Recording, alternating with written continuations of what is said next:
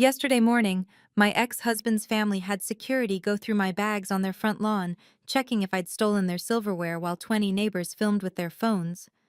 They dumped out my daughter's baby photos, her first shoes, our family memories, all while announcing I was the help who couldn't be trusted. What they didn't know was that I had $450 million sitting in my bank account, watching them reveal exactly who they really were. My name is Willa Jackson. I'm 35 years old, and for 3 years I let the Harrison family treat me like dirt while I scrubbed toilets as a janitor, all while hiding the biggest lottery win in Seattle's history. What happened when they finally pushed me too far will show you why money doesn't change people. It just reveals who they've always been. If you're watching this, please subscribe and let me know where you are watching from. The Harrison family owned 15 boutique hotels across the Pacific Northwest, with a combined net worth of $50 million.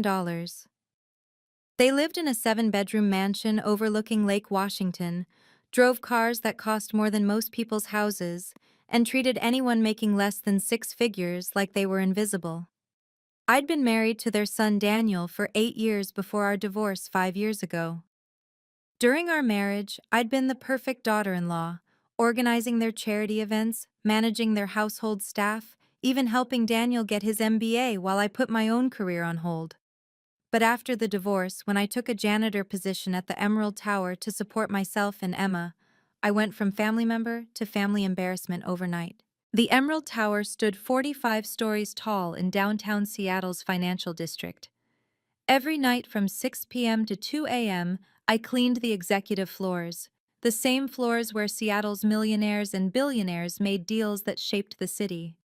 My monthly paycheck of $2,800 barely covered our rent and Emma's expenses, but I showed up every shift, pushed my cart through those marble hallways, and listened to the Harrison family tell anyone who'd listen how I'd fallen so far. What they didn't know was that I held an MBA from the University of Washington, the same degree Daniel had, except I'd graduated summa cum laude while he'd barely scraped by with a 2.8 GPA.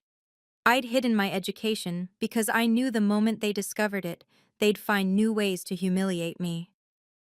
"All that education," Richard would say, "and you're still just mopping floors." But I had my reasons for staying silent. Very good reasons. The first sign of how little they thought of me came at Emma's parent-teacher conference at Evergreen Academy last September. The private school charged $45,000 a year in tuition, money that came from Emma's education trust, not the Harrisons, though they let everyone believe otherwise. Margaret Harrison arrived in her white Mercedes, wearing a St. John's suit that probably cost more than I made in 2 months. When Mrs. Peterson, Emma's teacher, asked about Emma's family situation, Margaret's response cut through me like ice. "Oh, Willa helps our family with various tasks," Margaret said with a dismissive wave, not even looking at me. "She's been with us for years in different capacities. We make sure Emma maintains her connection with her, of course. It's important for children to understand all levels of society." The other parents, tech executives, surgeons, hedge fund managers, suddenly found reasons to step away from our little circle. One mother actually moved her designer purse to her other arm when I walked past, as if poverty might be contagious. Emma found me in the parking lot afterward, tears streaming down her face. "Why did Grandma say you're the help? You're my mom!" I held her close, feeling her small body shake with sobs. "Baby, sometimes people show you who they really are when they think no one important is watching." "But you are important," she insisted, her green eyes, so like her father's, but filled with actual love, searching mine for answers I couldn't give yet. That night, I sat in my 1-bedroom apartment, looking at the lottery ticket hidden in my safe, and wondered how much longer I could keep this secret. How much more damage would the Harrisons do to Emma's spirit before I finally revealed the truth? 2 months later, the family's cruelty reached new heights during their annual Christmas card photo shoot. The photographer they'd hired, someone fancy from Bellevue, who charged $2,000 for a session, had set up in the Harrisons' living room with professional lights and a backdrop of their floor-to-ceiling windows overlooking the lake. "All right, let's get the family together," the photographer announced, arranging Richard and Margaret in the center, with Daniel beside them. "Young lady, come stand by your father." Emma grabbed my hand. "Come on, Mom."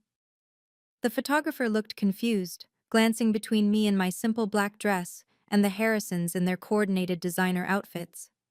Richard cleared his throat. "Could we get just the Harrisons now? For the official card?" The silence that followed felt like a physical weight. Daniel stared at his shoes. Margaret adjusted her pearls. Emma's hand tightened in mine. "I'm not taking a picture without Mom," Emma said, her 12-year-old voice steady despite the tears threatening to spill. "Emma, darling," Margaret cooed. "We need one for the business associates, you understand." "No, I don't understand," Emma's voice cracked. "She's my mother." Richard's face darkened. "We'll take both versions. Now stop making a scene." So they did. One version with me standing awkwardly at the edge, looking like the hired help who'd accidentally wandered into frame. Another with just the real Harrisons, the ones who mattered. Later I found Emma in her room at my apartment, carefully cutting up the Harrison-only photo with scissors. "I kept the one with you," she said, showing me the version she'd hidden in her backpack. "That's my real family." If only she knew how soon that truth would explode into the open. 3 years ago, on March 7th, 2021, I'd stopped at the 7-Eleven on Pine Street after my shift. The Mega Millions jackpot had climbed to $750 million, and something made me buy a ticket. Maybe it was exhaustion, maybe it was desperation, or maybe it was fate. I chose the numbers carefully. 07 for the month Emma was born, 14 for the date, 21 for the year she'd entered my life, 35 for my age, 42 for apartment, 42 where we lived, and Megaball 11, Emma's favorite number. 2 days later, alone in my apartment at 3 a.m., I checked the numbers on my phone, then checked them again. And again. My hands shook so violently I dropped the phone twice. The numbers matched. All of them. After federal taxes, I'd receive $450 million. My first instinct was to call someone, anyone, but then I stopped. I thought about the Harrisons, how they'd suddenly want to be my best friends, how they'd use Emma to get close to the money, how every relationship I had would become poisoned by those 9 digits. So I made a different choice. I claimed the prize through a trust, keeping my name hidden from public records.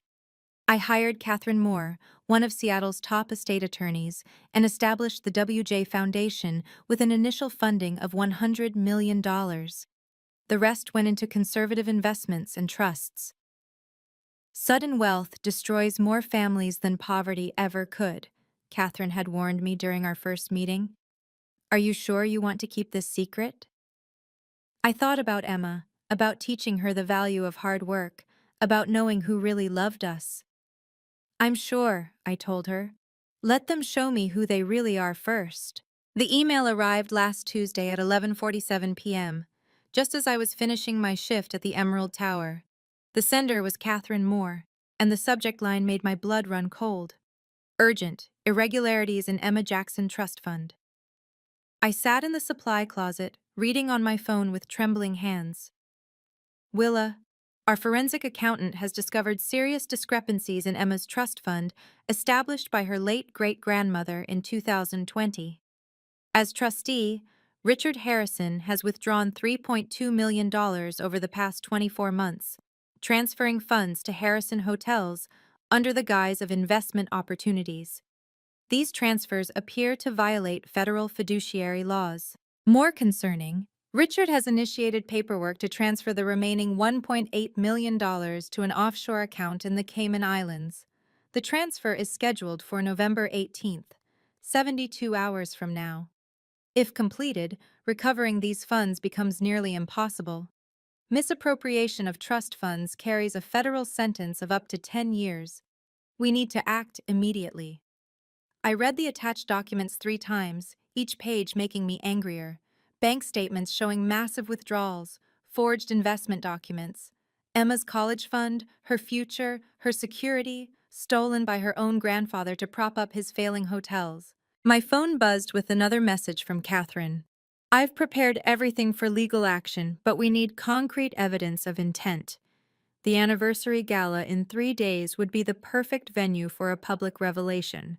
Maximum witnesses, including Judge Patricia Thornton, who'll be attending. Your call. I stared at my reflection in the supply closet mirror. Tired eyes, janitor's uniform, everything the Harrisons thought made me worthless. They had no idea what was coming. Emma had been struggling for months, and I'd watched helplessly as the bullying got worse. Her grades dropped from straight A's to B minuses. She stopped inviting friends over. She quit the debate team she'd loved. Mom, Sophia's mom said you clean toilets, she told me one evening, pushing her spaghetti around her plate. Is that true? I clean office buildings, baby. It's honest work. But you're smart. You read all those business books. You help me with advanced calculus. Her voice cracked. Why do you let them treat you like this when you're smarter than all of them? The question hung between us. How could I explain that I was testing them? That I needed to know if they'd love us without the money? I want to transfer schools, Emma continued. Somewhere nobody knows us. We'll need your grandfather's signature since he controls your education trust, I said carefully. He already said no. He said Evergreen Academy is about maintaining standards, and I should be grateful. She looked up at me with tears in her eyes. Mom, why does he hate you so much? He doesn't hate me, sweetheart. He hates what I represent, that his son chose someone outside their social circle, that you exist as proof. Sometimes I wish you had a real job, she whispered, then immediately looked stricken. I'm sorry, I didn't mean… I know, baby. I pulled her close. I know exactly what you meant. That night, after Emma fell asleep, I made my decision. She was suffering because of my test. The Harrisons had failed spectacularly, and now they were hurting my daughter. It was time to end this charade. Catherine called me during my lunch break the next day, her voice tense with urgency. Willa, I've been monitoring the situation. Richard just had a meeting with Yamamoto Industries about selling 30% of Harrison Hotels. The deal closes on November 20th. That's 5 days from now. He needs that offshore money to make the books look clean for due diligence. So we have even less time than we thought. Exactly. If we don't act at the gala, Emma's money disappears forever, but there's something else. She paused. I've had my investigator looking into Richard's finances. This isn't his first time. He did the same thing to his brother's children in 2015. Took their trust funds, claimed bad investments, family never pressed charges to avoid scandal. My grip on the phone tightened. How much proof do we have? Everything. Bank records, forged signatures, false investment documents. I've already briefed Judge Thornton informally. She'll be watching for our signal at the gala. Dr. Marcus Thompson from Children's Hospital is ready to announce your donation. The media packets are prepared. We just need you to pull the trigger. I thought about Emma crying in her room, about Margaret calling me the help, about Richard throwing my belongings on the lawn. Sometimes the only way to protect your child is to stop protecting their illusions, I said, echoing what I'd been telling myself for days. Is that a yes? That's a yes. Send me everything. And Catherine, make sure the FBI is ready to move the moment we go public. Already arranged. Willa, are you sure you're ready for this? Once we start, there's no going back. I looked at my janitor's uniform hanging in my locker. I've been ready for 3 years. Have you ever had to choose between keeping the peace and protecting your child? The decision I made next would change everything for Emma and me. If you're finding value in this story, please hit that subscribe button and ring the notification bell. Your support helps me share these important stories about standing up for what's right. Let's continue. Richard called an emergency family meeting at the Harrison Grand Hotel the morning of November 13th. The email came at 6 a.m. Mandatory, Conference Room A, regarding the gala. I arrived to find the entire family assembled. Richard at the head of the table like a king holding court, Margaret beside him, Daniel looking uncomfortable in the corner. I'll make this brief, Richard announced, not even offering me a seat. The anniversary gala is in 2 days. We're expecting 500 guests, including the mayor, the Yamamoto delegation, and every major business leader in Seattle. This event will determine the future of Harrison Hotels. He turned to me with cold eyes. You are not to attend. I'm Emma's mother. She's giving a speech about family legacy. Your profession embarrasses the family, he said flatly. A janitor at the head table would cost us the $200 million deal with Yamamoto. They value presentation and status above all else. Emma needs me there, I said quietly. Emma needs a better role model, Margaret interjected. Someone who understands ambition and success, not someone who's content mopping floors. Daniel finally spoke up. Mom, Dad, this is wrong. Willa is what? Richard snapped. She's nothing. A reminder of your failure to choose an appropriate partner.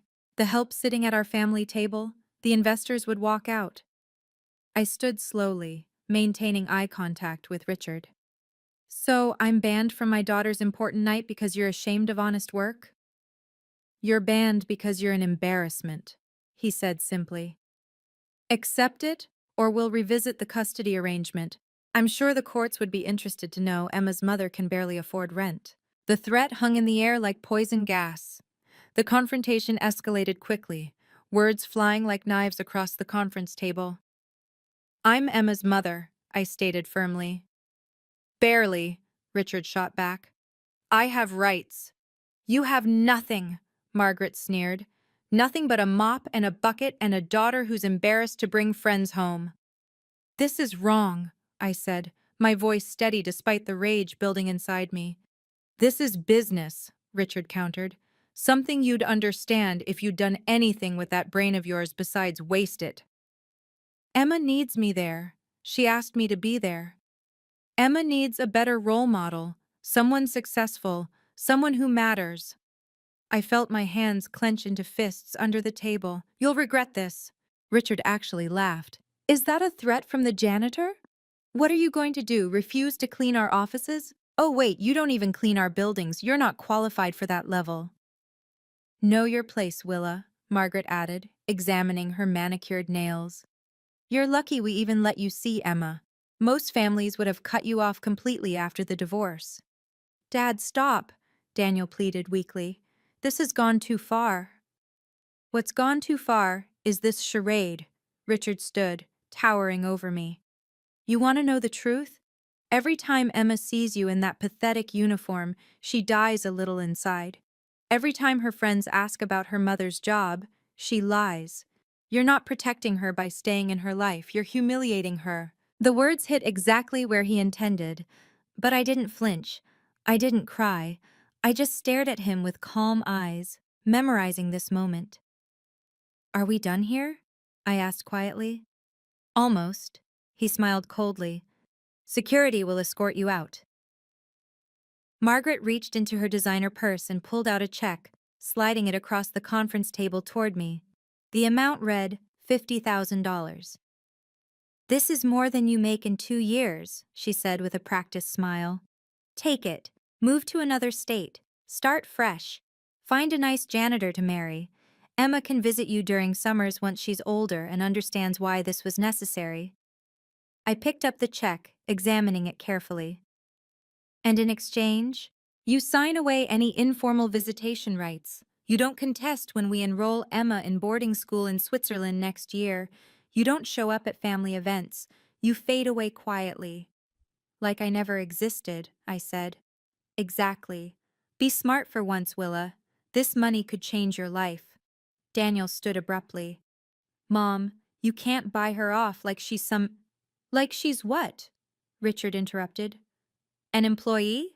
That's essentially what she is. Someone who provides a service, in this case being Emma's biological mother, for which we've been more than generous. I stood slowly, leaving the check on the table. I need to think about it. The offer expires at midnight tomorrow, Richard said. After that, our lawyers handle everything. And trust me, you can't afford to fight us. I walked to the door, pausing before I left. You know what the saddest part is? Emma loves you. Despite everything, she loves her grandparents. She won't after tomorrow night. As I walked out, I pulled out my phone and sent a single text to Catherine. It's time. The response came immediately. Everything's ready. See you at the gala. The Harrisons thought they'd won. They had no idea they'd just signed their own destruction. The next morning, I met with Dr. Marcus Thompson and 3 board members from Seattle Children's Hospital at a private dining room in the Four Seasons. They didn't know me as Willa the janitor. To them, I was Ms. Jackson, CEO of the WJ Foundation. The Harrison family has been courting us for 6 months, Dr. Thompson said, adjusting his glasses. They've promised a $10 million donation, but keep finding excuses to delay. Meanwhile, you're offering $50 million with no strings attached? The only string, I said, sliding the contract across the table, is timing. I want the announcement made at tomorrow's gala, public, prominent, with full media coverage. That's unusual, one board member noted. The Harrisons specifically requested to be our largest donor at that event. They'll be shocked when they learn who their real benefactor is, I smiled. I need you to trust me. This donation is real, the money is already in escrow, and tomorrow night Seattle Children's Hospital gets the largest single donation in its history. Dr. Thompson reviewed the papers, his eyes widening. Everything's in order. The funds are verified. Ms. Jackson, I don't understand. Why maintain such secrecy until tomorrow? Because sometimes the best way to help children is to show them that true power doesn't come from inherited wealth or family names. It comes from choosing to do good when no one's watching. And you want the announcement at exactly 9 p.m.? Right after Richard Harrison's keynote speech, I'll be in the audience. When you call me up, act like it's the first time we're meeting publicly. Dr. Thompson extended his hand. Ms. Jackson, you have a deal. Tomorrow night, we make history. If only he knew how much history we'd actually be making. Catherine Moore's law office occupied the entire 38th floor of the Emerald Tower, 3 floors below where I cleaned every night. She'd been working around the clock, and it showed in the boxes of evidence covering her conference table. The forensic accounting is complete, she said, spreading out documents. Richard Harrison has systematically drained Emma's trust fund through fraudulent transfers. Look at these. The paper showed a clear pattern. Fake invoices for investment consulting, property that didn't exist, returns that never materialized. $3.2 million stolen from a 12-year-old girl by her own grandfather.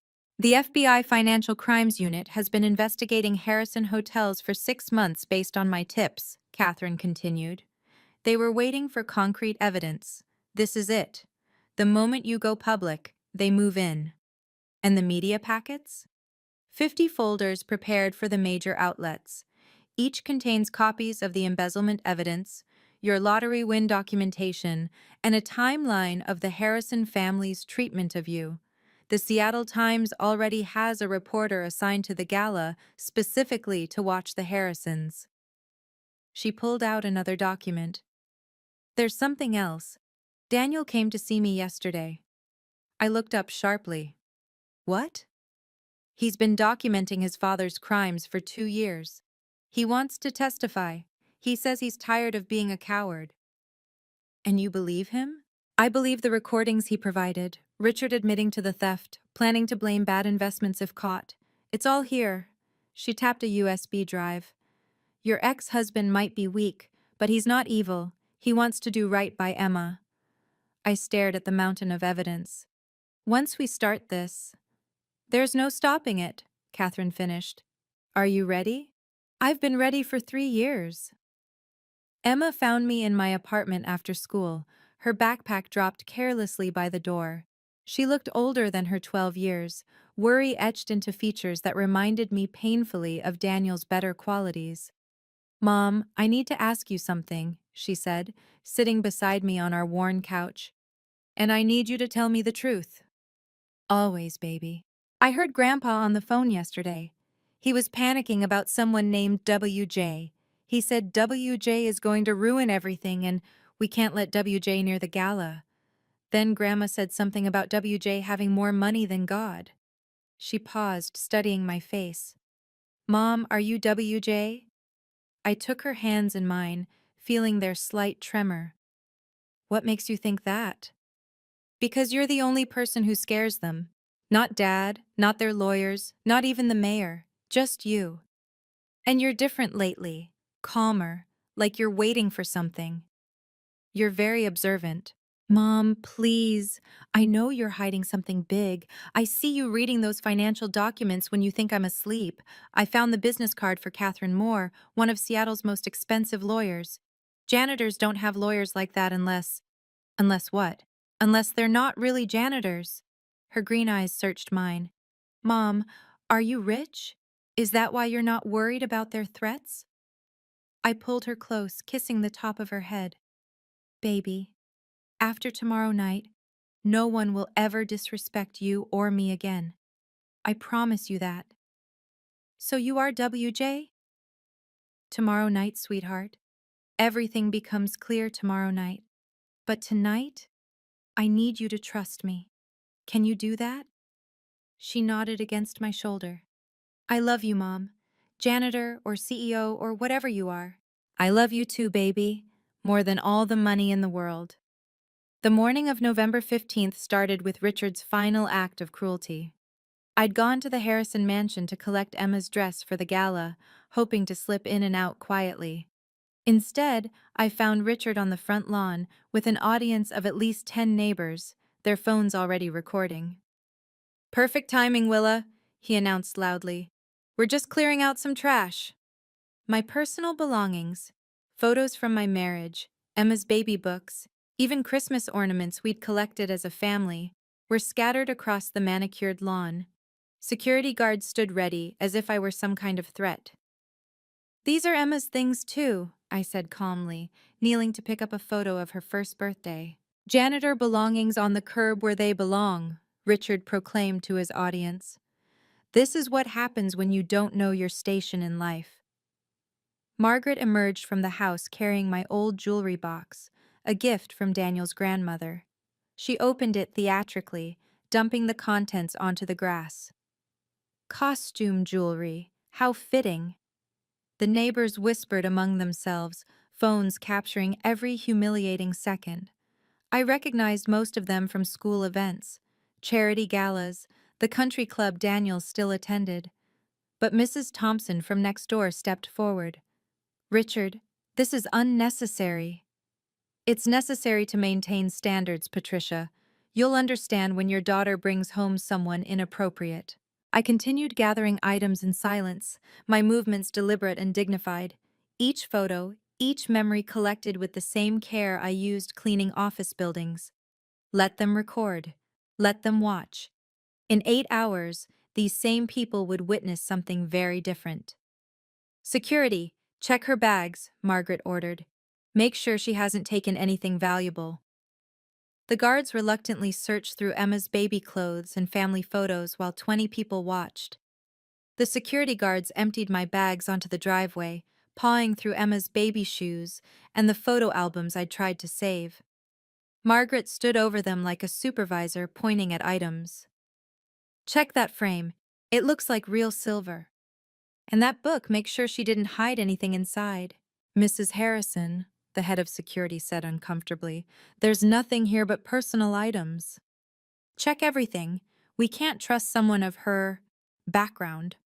The way she said background made it clear she meant more than my job. One neighbor was live streaming now, narrating to her followers. Drama at the Harrison mansion. The ex-daughter-in-law is being searched like a criminal. Richard stepped closer to me. This is what Emma sees. Her mother, on her knees in our driveway, being searched for stealing.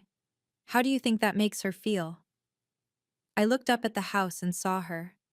Emma at her bedroom window, tears streaming down her face, her phone pressed against the glass recording everything. Our eyes met for a moment before Margaret noticed. Emma! Get away from that window right now! But Emma didn't move. She kept recording, kept watching, kept crying. Daniel's car screeched into the driveway. He jumped out, his face red with anger. "What the hell is going on here?" "We're protecting our property," Richard said coldly. "From what? Mom's baby photos?" Daniel grabbed the security guard's arm. "Stop this, now." "You're too late to play hero," Richard said. "As usual." The head of security straightened up. "There's nothing inappropriate here, Mr. Harrison, just family items." "Then she can take her trash and leave," Richard announced. "And don't come back. Ever." The crowd dispersed slowly, their phones full of footage that would soon go viral for reasons none of them expected. As I loaded the scattered belongings into my car, Emma's text arrived. "I hate them." I typed back carefully. "Tomorrow, my love." Daniel helped me carry the last box, his hands shaking with suppressed rage. "Willa, I'm sorry. I'm so sorry. I should have stopped this years ago." "You're trying to stop it now. That matters." "Dad's lost his mind. This deal with Yamamoto has him desperate. He's been moving money around, hiding debts. The hotel chain is in trouble, and he's using Emma's money to cover it up." I paused, studying his face. "You know about the trust fund?" "I've known for 6 months. I've been documenting everything, recording conversations. I went to a lawyer, Catherine Moore. She said you're her client too. Why didn't you tell me sooner?" "Because I'm a coward," he said simply. "Because standing up to him meant losing everything, my job, my inheritance, my family. But watching him do this to you, to Emma, I can't anymore." Emma appeared at the front door, Margaret gripping her shoulder. "Say goodbye to your mother, Emma. After tonight's gala, you'll be too busy with your new life to see her much." Emma broke free and ran to me, throwing her arms around my waist. "Mom, please don't leave me here." "Baby, listen to me," I whispered in her ear. "Tonight at the gala, everything changes. When you see me, don't be surprised. Just trust me." "Dad, you've gone too far," Daniel shouted at Richard. "This is Emma's mother." "And after tonight, that won't matter anymore," Richard replied coldly. "Get in the house, Emma, now." As I drove away, I saw Mrs. Thompson in my rearview mirror, shaking her head at Richard. She'd be at the gala tonight, too. They all would be. Richard's final ultimatum came via Margaret, who stood on their marble steps like a queen addressing a peasant. The neighbors might have dispersed, but their security cameras were still recording. "You are permanently banned from this property," she announced. "Richard is filing a restraining order first thing Monday morning. After tomorrow's gala, which you will not attend, Emma begins her new life." "What new life?" I asked, though I already knew. "La Rosie in Switzerland, the finest boarding school in the world. She'll spend holidays with us, summers in our Hamptons house, away from your toxic influence." "You can't just send her away. I have joint custody." Richard emerged from the house, his phone in hand. "Your custody agreement states Emma must maintain her current standard of education and living. Can you afford $45,000 a year for Evergreen? Can you afford any private school? No? Then the court will side with us." "She needs her mother." "She needs a future," he countered, "not a cautionary tale about wasted potential." "Enjoy your last night of thinking you matter, Willa. After tomorrow, Emma will be surrounded by the right people, successful people, people who can actually give her opportunities." I looked him straight in the eye and smiled, a small, knowing smile that made him step back. "Enjoy your last night of thinking you've won, Richard." "Is that supposed to be a threat?" "No," I said, getting into my 10-year-old Honda. "It's a promise." As I drove away, I saw him in my mirror, standing on his perfect lawn in front of his perfect mansion, secure in his perfect arrogance. He had no idea that in less than 5 hours, his perfect world would come crashing down at the very event meant to celebrate his success. The countdown had begun. The Harrison family thought they had destroyed me completely. They had no idea that in less than 24 hours, their entire world would crumble at their own anniversary gala. If you've ever dreamed of seeing karma catch up with bullies, you need to see what happens next. Please like this video if you're enjoying the story and comment below. Have you ever hidden your success from toxic family? November 15th, 8 p.m. The Harrison Grand downtown glowed like a jewel against Seattle's skyline. Valet attendants scrambled as a matte black Bugatti Chiron pulled up to the entrance, a $3 million statement on wheels that none of them had ever seen in person. I stepped out in a $30,000 Versace gown, custom-tailored in midnight blue with subtle gold threading that caught the light with every movement. The valet's hand trembled as I handed him the keys. "Be careful with her," I said. "She's temperamental." Security moved to intercept me at the door, the same men who'd searched my belongings this morning. The head of security, Marcus, stopped dead when he saw the invitation I presented. "CEO, WJ Foundation," he read aloud, his voice cracking. Ms. Jackson? "Good evening, Marcus. I believe the mayor is expecting me." As if on cue, Mayor Patricia Coleman appeared in the lobby, her face lighting up with recognition. "Willa, I've been hoping to meet you properly. Your foundation's work with the homeless initiative has been extraordinary." The security team parted like the Red Sea. Marcus actually bowed slightly, his face pale with recognition of his morning's actions. "Shall we go in?" the mayor asked, linking her arm through mine. "Richard Harrison has no idea what an honor it is to have you here. That man always was too focused on old money to recognize new power." As we walked toward the ballroom, I heard Marcus frantically whispering into his radio. "Code situation. The janitor. She's not. Just let her through. Let everything through." The grand entrance was about to become a grand reckoning. The ballroom doors opened to reveal 500 of Seattle's elite champagne glasses catching the light from massive crystal chandeliers. The orchestra was mid-waltz when the music suddenly stopped, the conductor's baton frozen in mid-air as he stared at the entrance.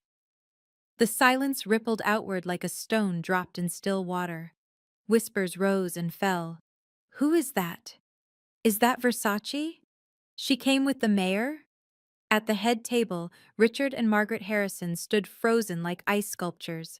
Richard's champagne glass slipped from his hand, shattering on the marble floor. Margaret gripped the table for support, her perfectly composed face cracking like a mask. "Mom!" Emma broke free from her grandparents' table, her green dress flying behind her as she ran across the ballroom. She threw her arms around me, not caring that everyone was watching, not caring that her grandparents were gesturing frantically for her to return. "You look beautiful, Mom," she whispered against my shoulder, "like a queen." "Ladies and gentlemen," the mayor announced, her voice carrying across the stunned silence. "Please welcome one of Seattle's most generous philanthropists, Ms. Willa Jackson, of the WJ Foundation." The name hit the room like thunder. WJ Foundation, the mysterious organization that had donated millions to Seattle's hospitals, schools, and homeless programs. The foundation the Harrisons had been desperately courting for months. Daniel stood abruptly at his table, his face a mixture of shock and something that looked like pride. "Willa?" I walked through the ballroom with Emma's hand in mine, past the very people who'd avoided me at school functions, past the investors who'd laughed at Richard's jokes about his unfortunate ex-daughter-in-law, past 3 years of humiliation, and straight toward the head table. "Hello, Richard," I said pleasantly. "Lovely party." Dr. Marcus Thompson chose that moment to take the microphone, his timing impeccable. The screens around the ballroom lit up with the Seattle Children's Hospital logo. "Ladies and gentlemen, before we continue with tonight's celebration, I have an extraordinary announcement. This afternoon, Seattle Children's Hospital received the largest single donation in our institution's history." Gasps echoed through the ballroom. Richard straightened, a smug smile beginning to form. He'd been promising a $10 million donation all evening. $50 million, Dr. Thompson continued, and Richard's smile vanished.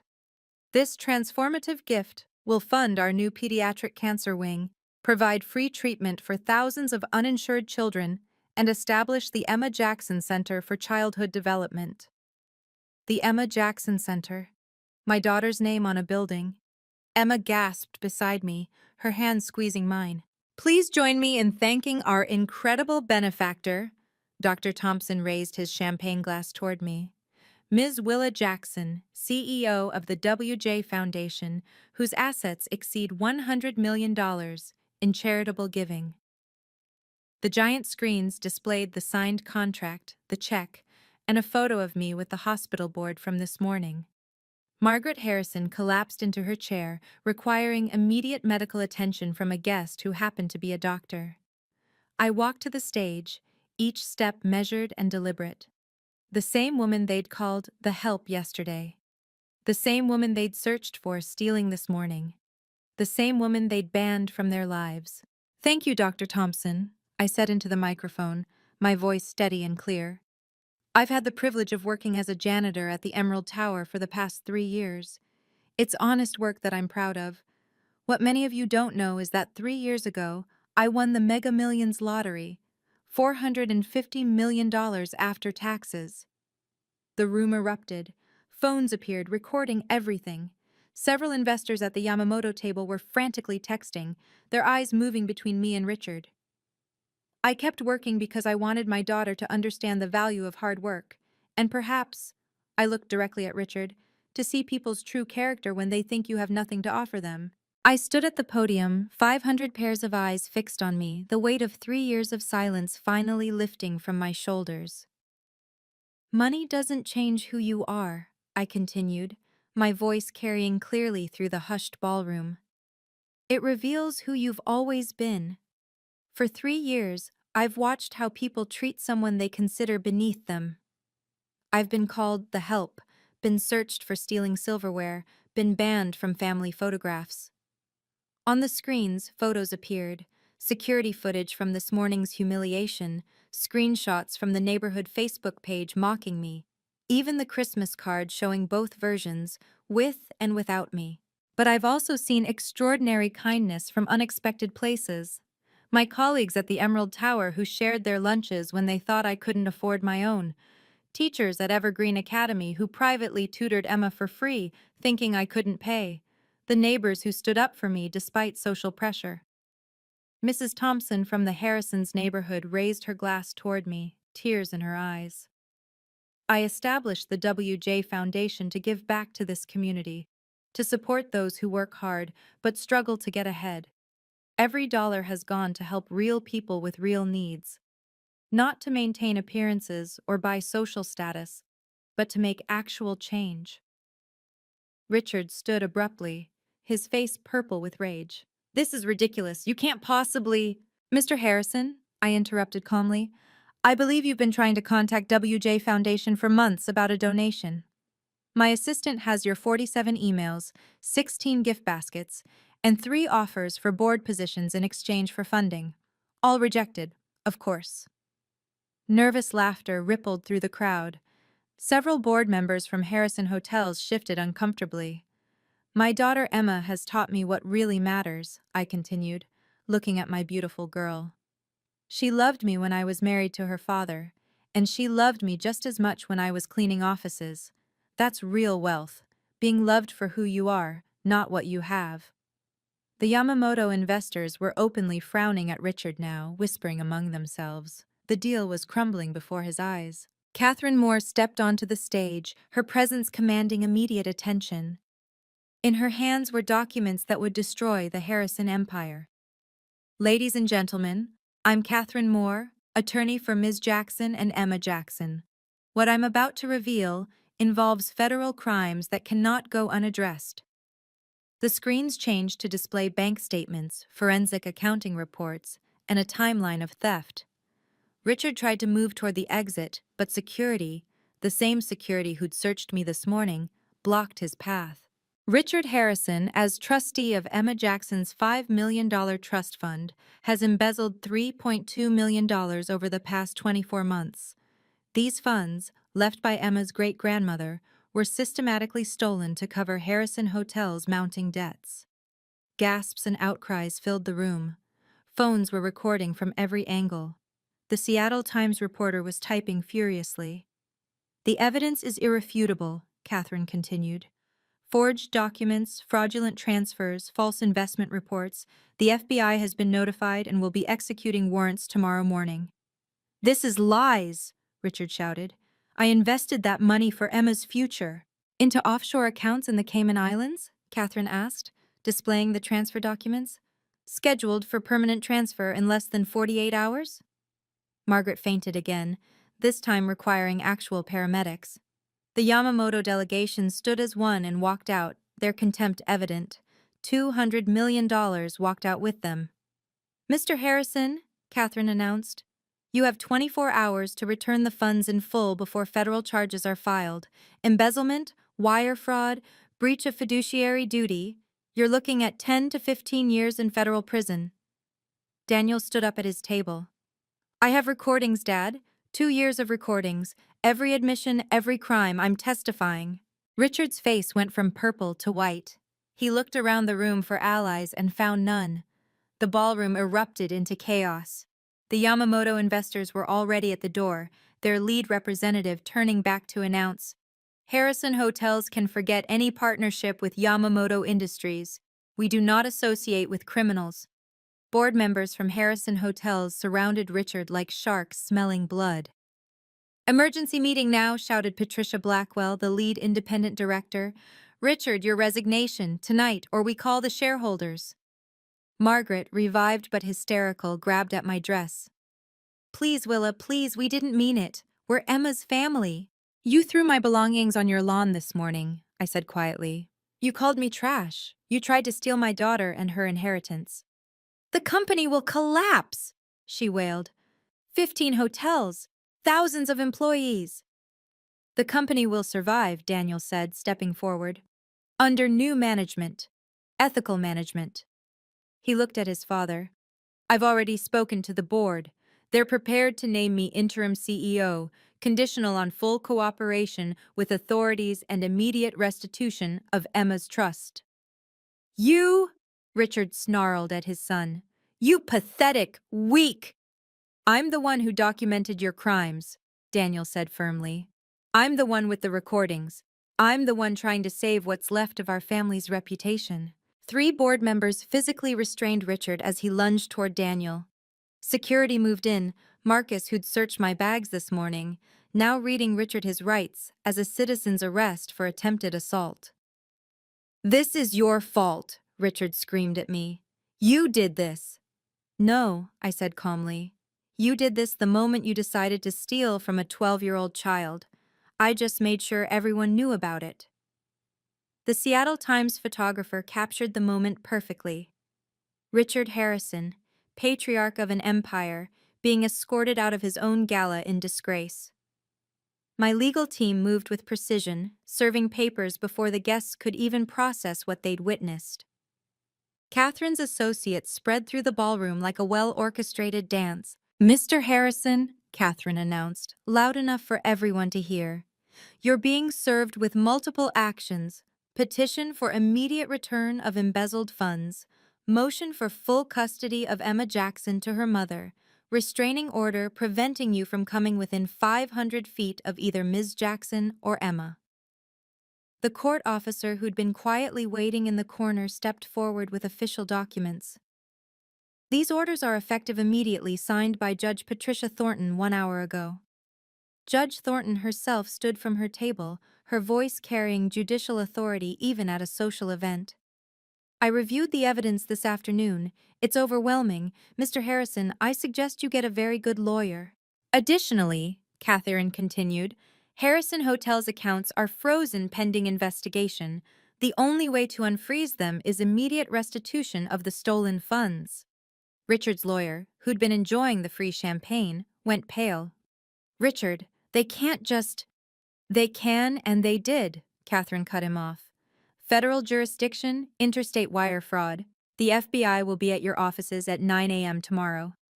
Emma stood beside me, her head high. Grandpa, Grandma, you stole from me. You tried to send me away. You hurt my mom every single day for 3 years. Her young voice carried surprising strength. I choose to live with my mother. Forever. Margaret reached toward Emma with shaking hands. Sweetheart, we're your grandparents. No, Emma said firmly. Grandparents don't steal from children. Grandparents don't call their daughter-in-law the help. You're nothing to me now. The room absorbed this final blow in stunned silence. Emma walked to the microphone, her 12-year-old frame suddenly seeming taller, stronger. The room fell silent, everyone leaning in to hear what the child at the center of this storm would say. "My name is Emma Jackson," she began, her voice clear and steady. "My mother is Willa Jackson. She cleans offices at the Emerald Tower, and I'm proud of her." I felt tears prick my eyes as she continued. "For 3 years, I watched my grandparents treat her like she was nothing. They told me to be embarrassed. They told me she was a failure. They tried to make me ashamed of the woman who worked 16-hour days to make sure I had everything I needed." She looked directly at Richard and Margaret. "But my mom taught me real values. She taught me that money without kindness is worthless, that power without compassion is empty, that family isn't about blood or bank accounts, it's about who shows up for you every single day." The audience was captivated. Several people were openly crying. "I know now that my mom had millions of dollars.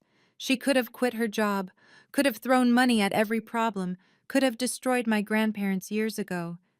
Instead, she kept working. She kept teaching me. She kept loving me exactly the same." Emma turned to me, tears streaming down her face. "Mom, you're the richest person here. Not in money, but in character. And I choose you. I will always choose you." She ran to me, and I caught her in my arms as the ballroom erupted in applause. Even some of the Harrison Hotel's board members were clapping, tears in their eyes. "I love you, baby," I whispered. "I know, Mom. I've always known." Within 2 hours, the story exploded across every platform. "Janitor Millionaire" began trending worldwide before we even left the gala. A guest's livestream of my reveal had 3 million views and climbing. The Seattle Times pushed out a breaking news alert. "Seattle janitors 400 Fenninum, secret rocks high society. Harrison empire crumbles." CNN picked it up within minutes, followed by Fox, NBC, and every major outlet. Twitter was on fire. "This is better than any movie," one viral tweet read, accompanied by a photo of Richard being escorted out. "Woman hides $450 million while scrubbing toilets just to expose toxic in-laws. Queen behavior." Harrison Hotel's stock price plummeted 40% in after-hours trading. Financial analysts were already predicting bankruptcy without the Yamamoto deal and with frozen assets. CNBC ran an emergency segment. "The Fall of Harrison Hotels, a family drama turned financial disaster." The footage from this morning's humiliation, me being searched on the lawn, was being played side by side with video of me in Versace at the gala. The contrast was devastating. "From trash to treasure, the ultimate revenge," read the New York Post headline. Richard's photos became instant memes. His shocked face when I was announced as WJ Foundation's CEO was already captioned 1,000 different ways. "When karma has your home address, that moment you realize you played yourself. Find someone who looks at you the way Richard Harrison looks at consequences." Local news stationed reporters outside the Harrison Mansion, the Emerald Tower, and Seattle Children's Hospital.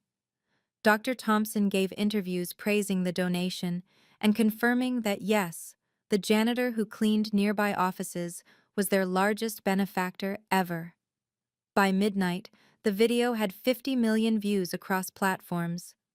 The world was watching Seattle's elite learn what happened when you treated the wrong person like garbage. The business collapse was swift and merciless. By Monday morning, 8 major hotel chains had announced they were terminating partnerships with Harrison Hotels, citing ethical concerns and reputational risk. 3 board members resigned immediately via email. Their messages leaked to the press within hours. "Cannot in good conscience continue association with criminal enterprise," wrote Patricia Blackwell. 2 more followed by lunch. The staff exodus began with Harrison Hotel's CFO, who walked out Sunday morning with 2 boxes and a resignation letter that simply said, "I refuse to cook books for crooks." By Tuesday, 17 key employees had quit, many citing Richard's treatment of workers and the toxic culture he'd created. Margaret was removed from every charity board she sat on. The Seattle Art Museum, Children's Foundation, and Symphony all issued identical statements. We cannot associate with individuals who steal from children. The country club revoked both Harrison memberships, posting the decision on their bulletin board for all members to see. Former employees came forward with their own horror stories. A supervisor Richard had fired for refusing to falsify records. A janitor Margaret had accused of theft to avoid paying a Christmas bonus. The stories painted a pattern of abuse that went back decades. "The family that treated workers like dirt is now buried in it," tweeted a former Harrison Hotel's manager, alongside her own story of being belittled and underpaid. Even their neighbors distanced themselves. The same people who'd watched my humiliation that morning now told reporters they'd always suspected something was off about the Harrisons. Mrs. Thompson gave an interview describing the morning's events as the most disgusting display of classism I've ever witnessed. Daniel, to his credit, held a press conference announcing massive reforms, minimum wage increases, employee profit sharing, and a complete restructuring of company culture. "My father's way dies today," he declared. The FBI raids began at dawn on November 17th. Federal agents swarmed Harrison Hotel's corporate offices, carrying out boxes of documents while news helicopters circled overhead. Richard's arrest was methodical and public. Agents walked him out in handcuffs as cameras rolled. The perp walk was everything the media hoped for. Richard, still in his wrinkled tuxedo from 2 nights before, stumbling down the courthouse steps. His lawyer tried to shield him from cameras, but there was no escaping the wall of press. "Mr. Harrison, did you steal from your granddaughter? How does it feel to lose everything? Was humiliating your ex-daughter-in-law worth federal prison?" Bail was set at $5 million. Cruel irony, since that was exactly what Emma's full trust should have been. With assets frozen, Richard couldn't make bail without selling the mansion, which he was forced to do within 48 hours. The buyer? One of my foundation's subsidiaries, which would convert it into transitional housing for homeless families. "The man who called me worthless is now worth less than nothing," I told Catherine when she delivered the news. The federal prosecutor announced 15 charges: wire fraud, embezzlement, money laundering, conspiracy, and more. Each carried significant prison time. "Mr. Harrison faces a minimum of 10 years, likely 15 to 20, she stated at the press conference. Margaret, broken and humiliated, was forced to move into a small apartment in Tacoma. The woman who'd spent decades cultivating her image as Seattle society's queen was now radioactive. No charity would take her calls. No club would admit her. No friend would acknowledge her. Richard's mugshot became the most shared image in Seattle Times history. The headline simply read, "Fallen." Support poured in from unexpected places. The Janitors Union announced a scholarship in my name for children of service workers, raising $100,000 in the first week. Willa Jackson proved that dignity isn't determined by your job title, the union president said at the announcement. Seattle's mayor offered me a position on the Economic Council. "We need voices that understand both struggle and success," she said publicly. Ms. Jackson's unique perspective would be invaluable. My colleagues at the Emerald Tower threw a celebration that made the news. Over 100 night shift workers gathered in the lobby, holding signs reading, "Proud to work with Willa," and "Janitors are essential." Many shared stories of my kindness over the years, covering shifts, sharing lunches, listening to problems. Mrs. Thompson from the Harrisons' neighborhood arrived at my apartment with flowers and an apology. "I should have spoken up sooner. We all knew how they treated you. Your courage gave us permission to stop pretending it was acceptable." Even some Harrison relatives reached out.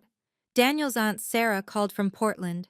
"We knew Richard was stealing from the trust. We were too scared to speak up. He controlled everything. Thank you for being braver than we were." Former Harrison Hotel's employees created a support group, sharing stories of Richard's abuse and Margaret's condescension. Several revealed they'd suspected financial crimes but feared retaliation. Willa gave us a voice, one wrote. She showed us that bullies only have the power we give them. The security guard Marcus, who'd searched my bags, sent a formal apology letter and a donation to Emma's education fund. I knew it was wrong. I did it anyway. I'm ashamed and inspired by your grace under pressure. Daniel requested to meet at a neutral location, a quiet coffee shop downtown where we'd once planned our future together. He looked older, worn down by the last week's revelations, but also somehow more solid, more real. Willa, I need to apologize, not just for this week or this year, but for everything. For being a coward during our marriage, for letting my parents control our lives, for failing you and Emma every single day since. Daniel, please, let me finish. I see now why you hid the money. We all failed your test of character. Spectacularly. My parents showed their greed and I showed my weakness. Again. He pulled out documents. Therapy appointment confirmations, custody agreements, financial waivers. I've started seeing a therapist, twice a week. I need to understand why I let them treat you that way, why I never stood up for my own family. That's a good start, I said carefully. I'm signing away any claim to your wealth. I don't want a penny. I'm also requesting supervised visitation with Emma until the therapist says I'm ready. I need to earn the right to be her father again. And your parents? I'll testify against my father. Fully. He stole from his granddaughter. There's no forgiveness for that. As for my mother, he paused. She's broken, Willa. Completely broken. But that's not your problem to solve. No, it's not. He stood to leave, then turned back. For what it's worth, you look happy. Really happy. For the first time since I've known you, you look free. I am free, I replied. We all are now. He nodded and walked away, shoulders straighter than I'd seen them in years. Maybe Daniel would finally become the man I'd once thought I'd married. Emma thrived in ways I'd never imagined possible. Within a week of the gala, she'd transformed from an anxious, apologetic child into someone who walked with her head high and her voice clear. We transferred her to Seattle Progressive Academy, a school that valued character over connections. On her first day, she introduced herself simply. I'm Emma Jackson. My mom's a janitor and a philanthropist, both matter. She started a foundation of her own, Kids of Essential Workers, providing scholarships and support for children whose parents worked in service industries. The launch event raised $50,000 in 2 hours. Mom, you taught me money means nothing if you lose yourself getting it, she told me as we reviewed the foundation's first applications. These kids deserve the same chances I got, without the toxic grandparents. Her therapy sessions were helping her process the trauma of the last 3 years. I kept thinking it was my fault, she admitted one evening, that if I was better, smarter, more like them, they'd treat you better. Dr. Chen says that's called transferred shame. She chose to legally change her name to just Emma Jackson, dropping Harrison completely. That's not who I am, she said firmly. I'm your daughter. Period. The book she decided to write, My Mom, the Millionaire Janitor, already had publishers interested. It's not about revenge, she explained to potential editors. It's about seeing people for who they really are, not what they have. When asked at school about her grandparents, she had a practiced response. They made choices that removed them from my life. I wish them healing, but from a distance. The girl who'd once cried about her mother's job now brought me lunch at the Emerald Tower, proud to be seen with me in my uniform. The WJ Foundation expanded to $200 million in assets after I added another $100 million from my personal funds. We focused on supporting working families, funding education for service workers' children, and improving working conditions in buildings across Seattle. I bought the Emerald Tower, the entire building, for $80 million. My first act as owner was to raise every service worker's wage by 50% and institute profit sharing. The janitors I'd worked alongside for 3 years cried when I announced it. You could have left us behind, Marcus, my shift supervisor, said. Most people would have. You never left me behind, I reminded him. When you thought I couldn't afford lunch, you shared yours. That's worth more than any salary increase. I kept visiting monthly, sometimes picking up a mop and joining the crew. It kept me grounded, reminded me where I'd been and why I'd stayed. The executive tenants who once ignored me now nodded respectfully, knowing their building owner might be the one emptying their trash. The foundation created a program specifically for single working mothers, providing childcare, education grants, and emergency support. 300 families enrolled in the first month. I dated James, a teacher from Emma's new school who'd known me as Emma's janitor mom, before learning about the money. He'd brought me coffee during a parent-teacher conference saying, "You look like you could use this more than me." That simple kindness, offered when he thought I had nothing, told me everything. I kept my soul by keeping my secret, I told a reporter who asked why I'd hidden the money for so long. Now I keep my purpose by sharing my wealth. We were considering adopting siblings from foster care, children who, like Emma had been, needed someone to see their worth beyond circumstances. 1 year later, the landscape had completely changed. Richard sat in federal prison, serving 12 years after a plea deal. His letters to Emma went unanswered, returned to sender with "no longer at this address" stamped across them. Margaret lived in an assisted living facility in Tacoma, her mental health having deteriorated after losing everything. Daniel paid for her care but visited rarely, their relationship forever fractured by her choices. Daniel had rebuilt Harrison Hotels from the ground up, renaming it Emerald Hospitality and instituting worker-first policies that became a model for the industry. He saw Emma once a month, supervised visits that were slowly healing their relationship. "I'm learning to be the father she deserves," he told me during a handoff. "Thank you for not giving up on that possibility." Emma and I lived in a modest 5-bedroom house in Queen Anne, nice but not ostentatious. We hosted dinner every Sunday for friends who'd supported us during the dark years, the table full of janitors, teachers, and neighbors who'd shown kindness when they thought we had nothing. "Money amplifies character," I told Emma as we prepared for another Sunday dinner. "It doesn't create it." The boundaries we'd established held firm. No contact with Richard or Margaret, no obligation to forgive or forget, no guilt about protecting our peace. I learned that true wealth is the ability to walk away from those who only see your value in dollars, I wrote in my journal that night. It's knowing that the person scrubbing floors might be worth more than the person walking on them.